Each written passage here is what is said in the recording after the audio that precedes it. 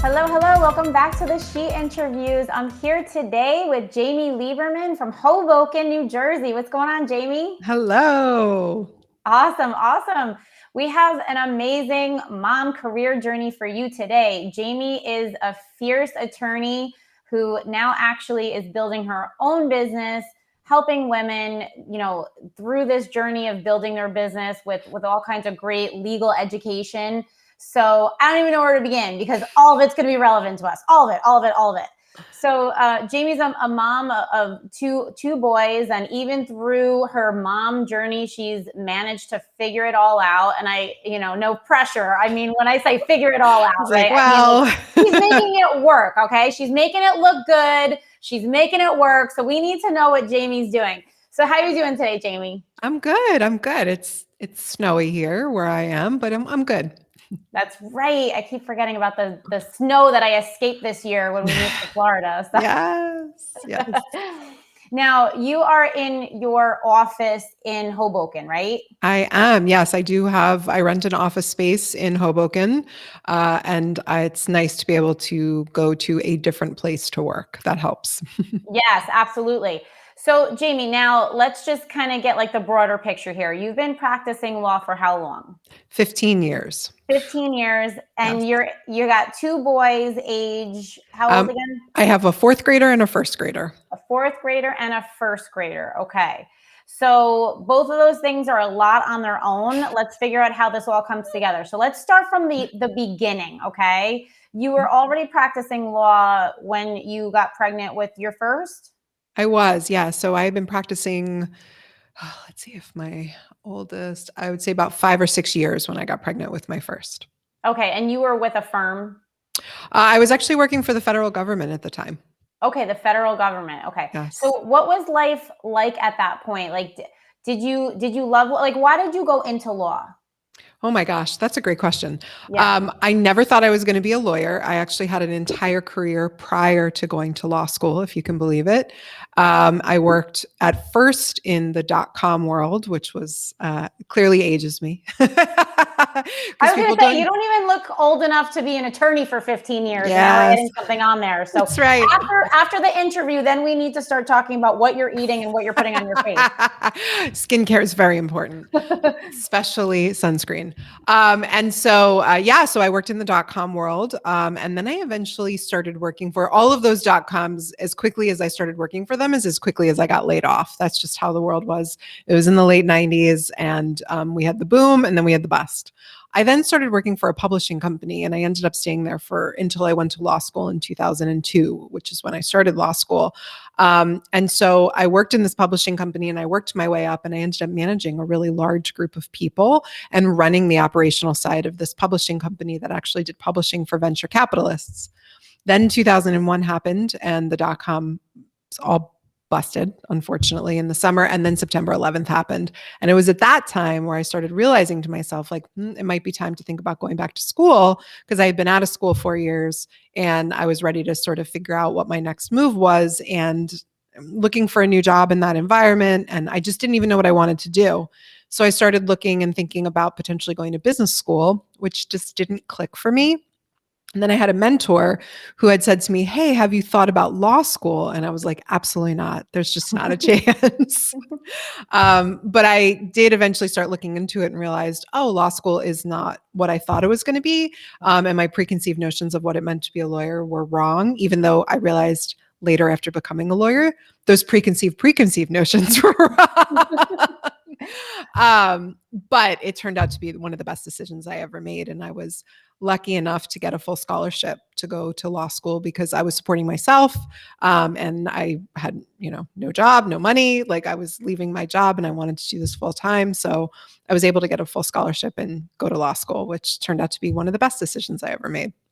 Wow. Okay. So I'm going to take us off track for a second because as I'm listening to your story, this actually kind of reminds me a little bit of about 2020 and COVID. And you were just basically talking about like, oh, well, everything was rolling along. I was doing this, and then the industry changed, and I kept hitting a brick wall. I kept hitting a brick wall, and then 9/11 happened, and then all that.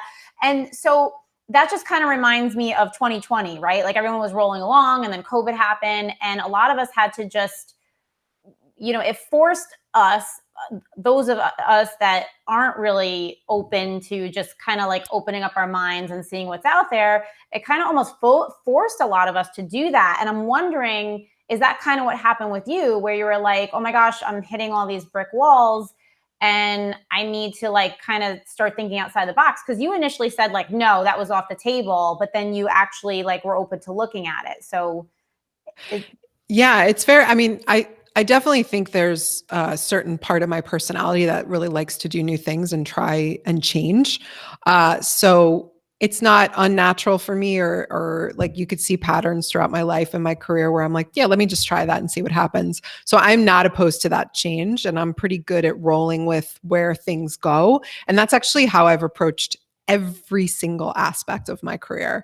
Is I sort of see an opportunity, I'm like, yeah, let's check it out, let's try it. So I don't overthink stuff. I don't over research stuff. I just go. Sometimes it's super successful, like going to law school, and other times it's not as successful, but I'm cool with it. And it's just sort of what my personality is. But yes, it's interesting you say that. I had a lot of remembering of what it was like because I was living and working in New York City in 2001 when September 11th happened. And when when the pandemic first started, I was reminded of a lot of those feelings that we were having. The fear, the not knowing what's going to happen, the sort of halting of life.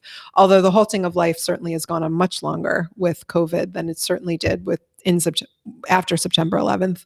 But it was a very similar feeling to that, of thinking to yourself, okay, like the norms are no longer the norms. I have to rethink what it is that I'm doing, and I have to be able to not be paralyzed to not move forward. And part of that for me was that process was, okay, it's time to go back to school. It's time to figure out, like, what am I doing? What am I good at? What do I like through all these different jobs that I had had after college. Yeah. So it seems to me from our previous conversation that you really did fall in love with it. I did. Oh my God. I got to law school and it turned out to be the best decision that I've ever made. I loved law school. I'm like one of the only people you'll ever meet who says that. And I get teased by my peers all the time. I loved law school. It was awesome. I did very much. That's awesome to hear. I love that. So, okay, so we went to law school and then right from there you started working for the government? No, I worked for law firms. Okay. So I started working for big law firms, doing complex commercial litigation, which is as terrible as it sounds.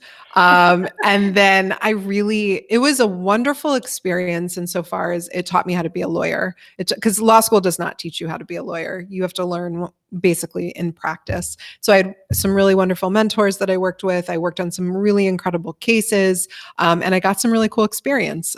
So I felt very lucky, but I knew that big law in New York was just not where my heart was and what I wanted to do. So I left to go to the government thinking I would do good. And I would, find that sort of either justice or, why a lot of people go into the law. And I realized quickly that was a mistake.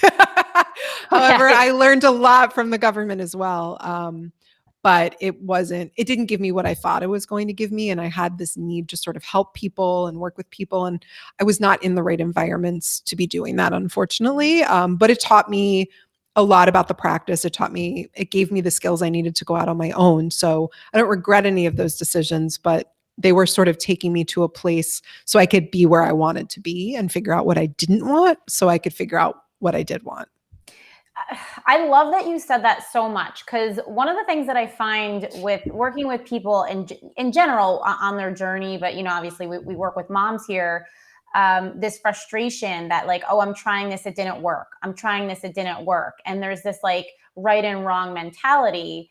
And for you, it's you're exploring.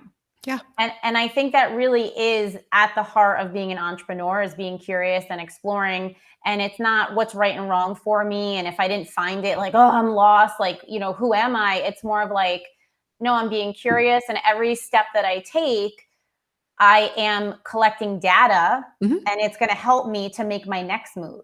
Oh my gosh, it's so true. I would not be sitting here today. I would not have my law firm. I would not have the women that work for me if I hadn't gone through every single one of those experiences. I cannot stress that enough. I took something from all of them. Sometimes they were really painful experiences. Sometimes they were super negative. Sometimes they were very positive. Sometimes they were neutral. You just didn't know. But I am a huge proponent in experience. I think it's critical. My experience is a little bit different from maybe some other entrepreneurs because I'm practicing a profession, and so that practice with experience it becomes a little bit more comfortable. It's really hard to come straight out of law school and start practicing, and with I mean a lot of different jobs as well, but in particular, I think with the law to go out on your own and the minute you graduate is daunting. So I'm grateful for all of those experiences. I wouldn't have been able to hit the ground running the way that I did without them. Yeah, that makes complete sense. So let's actually start. Let's get closer to the opening of your own law firm. We're not quite there in the story, but let's get closer here. So, all right. So now we're working for the government, and you get married somewhere along this process, and now you're expecting your first. Yes, Okay. yes. So what's happening in life surrounding the I'm pregnant moment? Oh my gosh. So it's really interesting because the department that I worked in, where I worked, was going through a lot of change. And I think my bomb dropping that I was pregnant and going on maternity leave was challenging for my boss. And so we navigated that process, which was hard because I was pregnant and this was something that I wanted and was excited about. And then I had complications in my pregnancy, which made things even harder. And so by the time I worked up until the very end until I could, I happened to have my son pretty early. So that was not as long as I think anybody had anticipated. There's nothing I could do about that. Like I was having complications and I was unable to work anymore. And so not apologizing for that because there's nothing to apologize for, but also feeling that tension from my workplace. And then when I came back from maternity leave, it was as if everything had changed. And that was very, very hard. It was very emotional for me to begin with to go back and then to walk into a work environment that I didn't recognize anymore because I had been gone over 6 months. It was very, very, very challenging. And so, I was not only dealing with the identity crisis I think a lot of women have as new moms, because suddenly, like my whole life before was just Jamie as lawyer. That was what I did. And I had hobbies and things I loved to do. But when I became a mom, I felt like mom just overshadowed every single other one of those identities. And I almost didn't know who I was anymore. So not only was I dealing with that identity crisis, but I was walking back into a work environment that I could tell almost immediately wasn't going to fit a working mom. And so then I was like, well, what am I going to do? Like, where am I going to go? So it was a very both wonderfully exciting time being a new mom, but also incredibly challenging. So you just said when you went back, you realized that it wasn't going to be an environment fitting for a working mom. Give me a little bit more about that, because it could be, just things in the office kind of evolved in the 6 months. So it looked different than when you left, or everything was the same, but now you're looking at it through a fresh lens, or did people treat you differently as a All team member? all of the above. Okay. Okay. Honestly, the office definitely changed, but at its core, the leadership was the same. So that leadership was always going to be that way. There was just a little bit more stress because we had taken on more responsibilities. So the leadership not only was what it was, but it was brand new. So the leaders of the office were like very terrified about those changes. That was challenging, but I also had a different lens. I had different values at this point. I had different needs and wants. My family had different needs and wants. My husband is also an attorney. So we sort of had that moment where we had hired a nanny and we looked at ourselves. We're like, nobody's going to see our son because we were all going to just be working all the time. Being an attorney and being a parent is hard. Being an attorney and being a mom, much harder. My husband's experience was just different than mine being an attorney. And it wasn't because he's not a great dad or a great husband or any of those things. It's just I had a very different experience as the mom going back to work versus a dad going back to work. And so we had to make the difficult decision. And I ultimately had to make the difficult decision of what it is that I want, and what it is that was acceptable to me. And the working environment that they needed from me, I couldn't meet it. And I had to really sit back and say to myself, it isn't because of my skill level. It isn't because of who I am. It is because my priorities have changed and my family was first. So that was hard. Yeah, but I love that you came to that conclusion because you weren't necessarily taking it personally, right? Like I did. I you can look did. back. Okay. Oh, yeah. I mean, I can look back on it now and say it wasn't personal. It had nothing to do with how good I was at my job and everything to do with the culture of the office needed a person who was going to work 24/7. And that wasn't my priority anymore. My priority still was being great and getting my job done, but they needed my face sitting there. They needed me to be there. If they needed me to 11 o'clock at night, then I needed to just be sitting there doing what they needed. And I didn't want that anymore. I did take that personally for a really long time, thinking I'm just not good enough, or I'm not going to be able to be a lawyer anymore. And it took me leaving and actually starting my own thing for me to be able to then look back on that experience and say, yeah, that wasn't me actually. And there's nothing wrong with what they needed. There was nothing wrong with that culture. It just didn't fit me anymore. And I had to leave it in order to really understand that it just wasn't, it just didn't mesh. Okay. Yeah. So that's actually more of the, I would say, normal response I get, right? Yeah. But you do take it personal in the moment, especially if you just had a baby, right? Because your hormones are like all over the place and you like Yes. just can't see straight, right? Yeah. And but the important thing, right? And this is the pain of the journey, right? But the important thing is that you had the courage to make the decision which was best for you and your family, and not try to force it, right? Because then you kind of become like a square peg that you're trying to like jam into a round hole over It's and over again. It's true, but I really felt like a failure. For a very long time, I felt like I had failed that job. I had failed myself. I was no longer going to be able to be an attorney. I debated leaving it. I did take a break from it for a little while, because I just didn't even know where I fit. Because I'll be honest, now looking back, the legal profession doesn't make itself available or amenable or flexible for working moms. I can't tell you the number of women that I've graduated with who've left the practice, just because they're like, yeah, I decided to become a mom and I couldn't find a working environment that works for me. So that is an incredible flaw of the legal profession. One that I realized, particularly as I started to build my own thing, because I've actually created a law firm that allows my employees to be flexible and allows them to be moms, and be whoever they want to be. I mean, some of my staff don't have children, but they certainly have other identities and other things, and they're able to do those things. And that's just a flaw in the legal field. And I think in many fields, not just the legal field. It's just that's where my experience comes from. Yeah, no, 1,000%. And it's totally, I mean, in the legal profession, in the financial profession, Yep. it's totally, front and center. But you've figured out a way. I mean, you've basically figured out a way, and you have living proof that, hey, like corporate America doesn't need to do it like this. Corporate America doesn't like women don't need to be subjected to what they're being subjected to, because look here, this is how it also can work. Yes. So tell us a little bit about that journey. Like, when did you said you took a break, right? When did you start to kind of get inspired or form this up and start to run with it? So I left my job and I immediately was like, I'm just going to freelance. And I actually, at the time, ended up getting connected with, I guess for lack of a better word, they were like an agency where they connected attorneys with law firms that didn't necessarily need to be hiring. This was pre like Fiverr in the freelance world and these websites, like, because this was, 2010.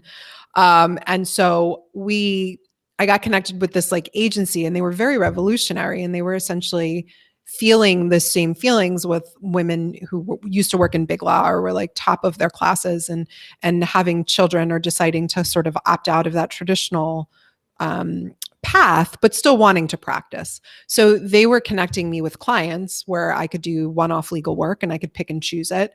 So I did that in order to sort of keep my legal brain going. And I was also an adjunct professor at Seton Hall Law School. So I was teaching, which I loved. I loved teaching. So I was doing, but I was doing around my son versus my son fitting into my world of full-time working. And so I did that for a while. And then I started thinking like, maybe I don't want to be a lawyer anymore. So I started doing other freelancing. I did freelance writing. I did a whole bunch of other things just to see what I wanted. I took jobs that people were like, what are you doing?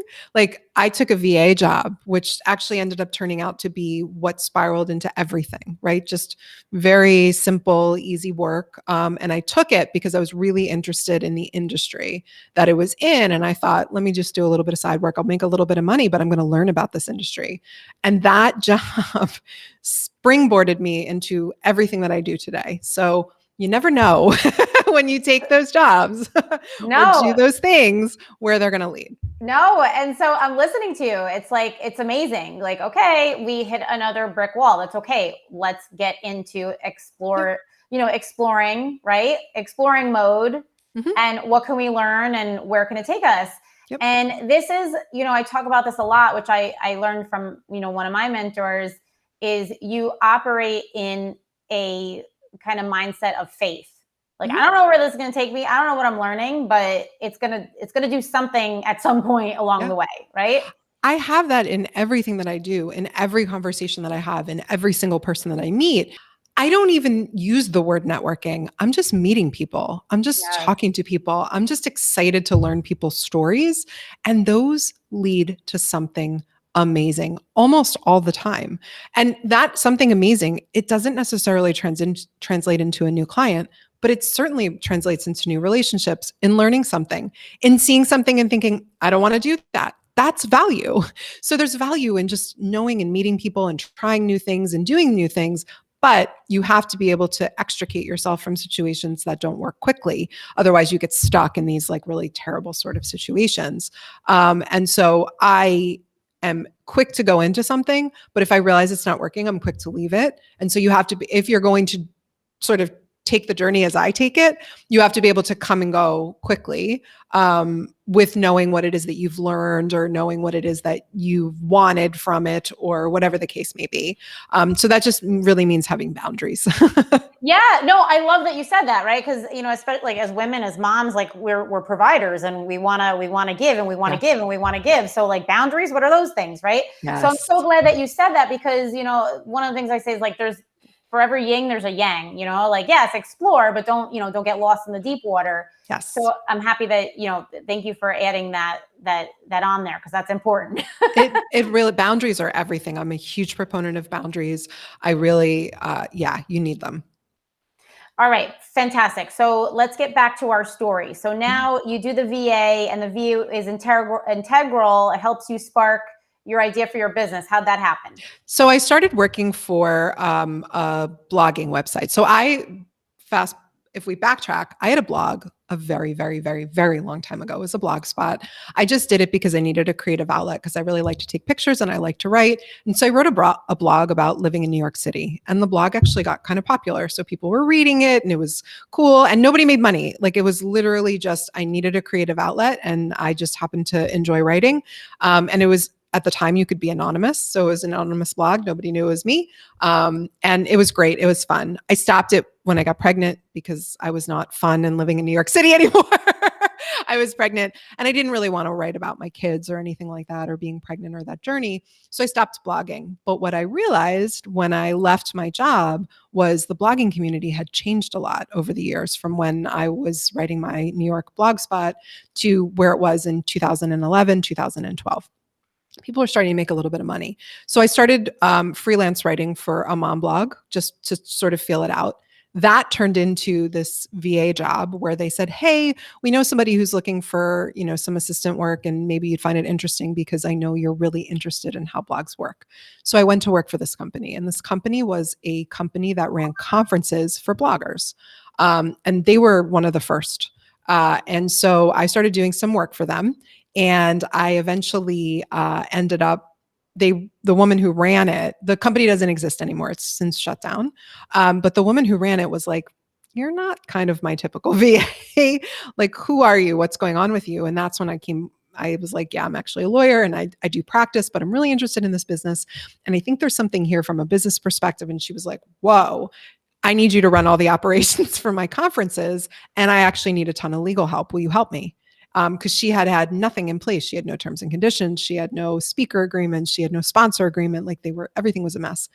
So I was like, yeah, let's do it. So I did it and I started doing it. And that's where hashtag legal came from, because I realized there was a whole underserved community in the online space back in 2012 of people who were starting to make money online, but lawyers, traditional lawyers were like, what do you do? Like, what? I don't understand. And so a year later, she asked me if I'd give a talk about legal issues for bloggers, which was the very first talk I ever gave, to the attendees, because these women, primarily some men, but primarily women, were really starting to have real businesses that had actual trademark needs and copyright needs and contract needs, but they didn't even know what they didn't know. Right. And that's really where the practice began. So once I started giving that talk and I started getting people into the practice, I started to pull back from my job with them because it wasn't really a fit anymore. But that's really where it was born from. There's just so much that you've said in your story, which I try to get across to women that I coach. So like you're like the case study of what I've tried to explain to women, because I think that a lot of times we put how are we going to make money in front of what do I really want to do, or how can I really serve people? And that's where I see women jumping from one thing to the next thing to the next thing, because they have the, like, I see a lot of times they'll write things like, hey, can anyone help me out? I really want to write a blog, but I don't know how to make money with it. Mm-hmm. And it's like, well, do you even know what you want to write about yet? Like, do you even know what kind of value you're going to provide to someone else? And who is that someone else? Like, who is your target market? And why? Right. And why exactly? And there's still question marks there. So I'm like, until you have like a really firm answer in those departments, the money's not going to come. Yep. And that's where we get so frustrated. So like here, you are like the perfect case study of like being curious. Like, I know I have a skill set. I know I have value. I'm not really sure exactly how it's going to manifest. So I'm going to keep digging. I'm going to keep digging. I'm going to work where I can. And you let it happen. And now, because of that, you're employing other women, you're trailblazing in your industry, and I'm getting goosebumps. So I was freelancing too. Remember, like I had a certain skill set. So I was making money freelancing, which enabled me to pick up some other things that maybe weren't making me the money that I would necessarily want to make, but giving me something, intangible. Right. I actually never think about where the money is going to come from, which sounds crazy and very counterintuitive to how a lot of people run businesses. Certainly, I don't just assume a whole bunch of expenses. I am very conservative when it comes to that. But I'm always really thinking about, like what you said, my why. Like, does this meet my why? Why am I doing this? What do I love to do? Why am I doing what I'm doing? And every decision that I'm making, I'm thinking, does it meet the why? And if it meets the why, and I think it's something I'm interested in exploring, I'm going to do it. The money follows. It just does. When it's the right fit, when you're in the right place, when you're in front of the right people, it just sort of works out. So, okay, so now we got the spark for the business. You figured out the need. You figured that you are the right person to fill this need. How did you start building your business? Because this is another thing that you've done that a lot of women have a hard time with, is we're very good at becoming solopreneurs. How do we move from solopreneur, self-employed, to scalable business? And you've done that too. So come on, give us more gold nuggets here. The minute you think to yourself, I need to hire someone, you're too late. That's my piece of advice for everybody. You have to hire sooner than you think you need to hire. But what I think is really critical is you have to also step back and make the decision, am I happy being a solopreneur? Like, if you're happy being a solopreneur, don't hire. Just make sure, like you said, you're not reaching those burnout levels and you know what your boundaries are. If you want to scale a business, you have to be prepared to hire. There is just no question in your mind. You have to rip off that Band-Aid and get comfortable doing it, and understand who you need to hire first. And that's different for every business. For my business, it was an operations person. That is not my wheelhouse. That is not my strength. It is where things were falling down, where the operations, the back end of my business, all the processes. I hate that stuff. Like it's miserable. Bookkeeping. Oh, miserable. I hate it. So that's what I hired first, was an operations person, because I knew that that's what my weakness was. My strength is connecting with people. It's business development. It's talking. It's making a topic that is not accessible feel accessible. And so I didn't need to hire for any of that. I knew that I was really good at making connections and talking to people, and appearing and doing the things that needed to be done to get business. But what I wasn't great at was managing my leads and managing my workflow and doing project management. That's just not my strength. So that's where I hired first. Yeah, and that makes sense. So ladies, that's a really great nugget there. If you're feeling like, oh my gosh, I can't do all this, maybe you don't need to feel like you have to do all of this. Like maybe it is time to start scaling, and that's okay. It's not something to feel guilty about, because you're, No, yeah. So okay, so let's fast forward a little bit more. How many people do you employ now? 5. 5 attorneys, or what's your staff look like? They're a mixture of attorney, paralegal, and support staff, operations, things like that. Okay, and these are all women. You All said women. that you didn't do that purposely at first, right? I mean, I definitely wanted to give some female attorneys a chance to work in an environment like we've created. Yeah. It happens that I tend to attract other women, Yes. both as clients and for people who want to come work with us. We certainly have employed men, and we've used male contractors, or because we have a lot of contractors that we work with as well. It isn't that I don't want to work with men. It just Right. happened that the people who fit best and fit into the culture happen to be women. So yeah, it just really worked out that way. Yeah, and that's really interesting because it kind of raises the question, do women, especially women with children, need a different type of work culture than men do? I think it depends on the person. If we're going to generally speak, I mean, my experience was yes. Yeah. My husband's he's a partner at a law firm in New York. He's been there for 13 years. Nothing changed for him when he had kids. And frankly, I think that that's the experience of many women working in larger law firms or in those environments. And from the many attorneys that I've spoken to, and frankly, entrepreneurs, service professionals, whoever, that's been their experience too. Obviously, that's generalization. There are certainly men out there who need a certain type of environment that maybe my firm or what I've created would fit them really well too. Yes, I know. I feel the same way. Like it's very hard to generalize, but here we are though, right? Yeah. Because on one hand we're like, oh, I don't want to generalize, but on the other hand, it's like, well, there's a reason that we're having this conversation to begin with, Yeah. right? So I mean, this went back to pre motherhood. yeah, I was sexually harassed at a law firm, like not just a little bit, like a lot. There yeah. was a lot of abusive behaviors in those law firms, and it came from a lot of the men. And frankly, even the women in leadership weren't doing anything. It wasn't like they were actively harassing, but they also weren't stopping it. So there's a lot to unpack from particularly some of these environments, the finance environments, the law firm environments, those like really high pressure service environments where that laid the foundation also as well. And I really feel like these women owned companies like yours are aggressively changing expectations in the overall work environment, because now those other places, they have competition. Yeah. And when you have competition, you are forced to have to make changes.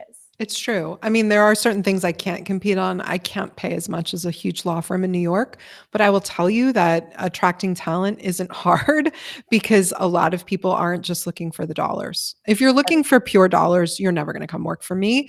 But if you're looking for something more, you will. And most people, like, we pay well enough that they're like, yeah, I'm willing to sacrifice maybe some of those like massive dollars that you hear about for something different. I know I was. Oh yeah, for sure. Because how many of us are spending money on going to therapy Yeah, or antidepressant? No, I'm serious though, it's because true. like it gets really bad for some women, right? Yes. Like you know what I mean? So we do tend to at some point say like enough is enough, and I need to put my my mental well-being and my kids above everything else. Yeah. And if this is going to allow me to keep my identity as a professional and provide value beyond someone calling me mama, which is a beautiful thing.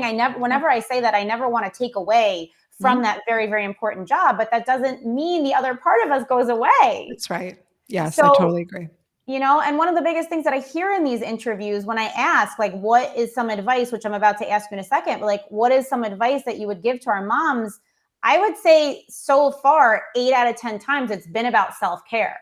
So, putting even something like this, choosing a job, choosing to work with a firm that checks all those check boxes to me is even a part of that self-care. Yeah. I think the piece of advice that I would give is figure out who you are outside of being called mom.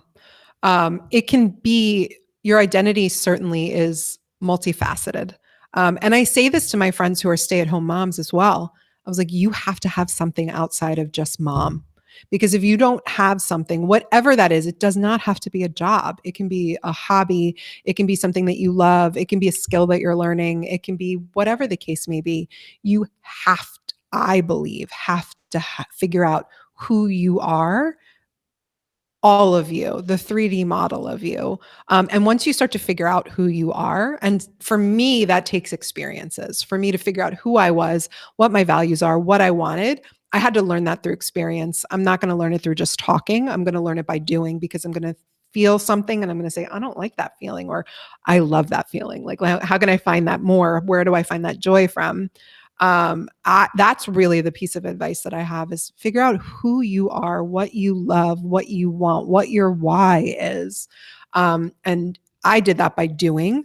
You have to find that journey on your own.